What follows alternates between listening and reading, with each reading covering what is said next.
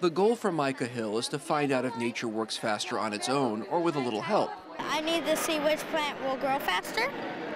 My hypothesis was the plant with Miracle-Gro would grow faster than the plant with just water because Miracle-Gro has special ingredients in it. My conclusion was my hypothesis was right. For Micah and other 5th grade students from Orchards and Sifton elementary schools, it's a science fair that teams up 5th graders with 10th grade science students to do more than present a science project, but to learn how to successfully use scientific methods to understand the world around them. You're learning stuff new every day. And it's just fun. You get to do experiments that you would never think of. George Isakayan had to be resourceful, tapping into information around him. I used the internet, I used books, I used all sorts of things to figure out how to do everything on this board. As I started to get questions, then I started typing down on the computer, right here.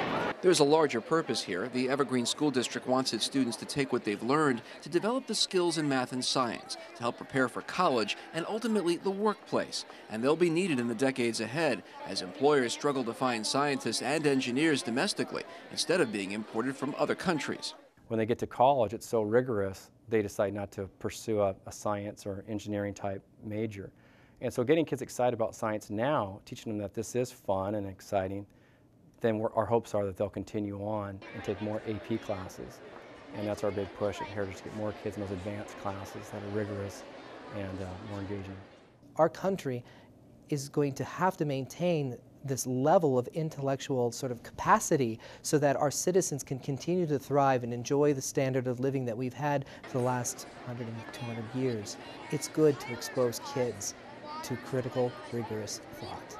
And not just for the 5th graders. You know your stuff, so just speak with confidence, and I think you did a really good job. They've been working closely with Heritage High School students who've been familiar with math and science for a few more years. They work for several months leading up to the fair on what's called a vertical teaming project, where the high schoolers mentor their younger counterparts, helping develop their topics and guiding them on their research. I thought it was fun working with him because he's just fun to work with. Samantha Ramirez works with Brittany Noftsker on her project. She says it makes a difference. It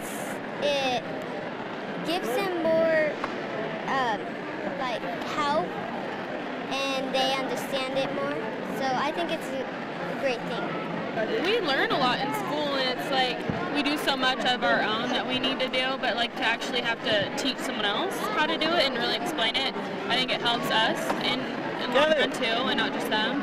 And so it really is a mutual thing that goes back and forth. We want our kids to work with the elementary kids because lots of times people think that the little kids are the ones benefiting, but in fact, the high school kids teaching the kids learn a lot.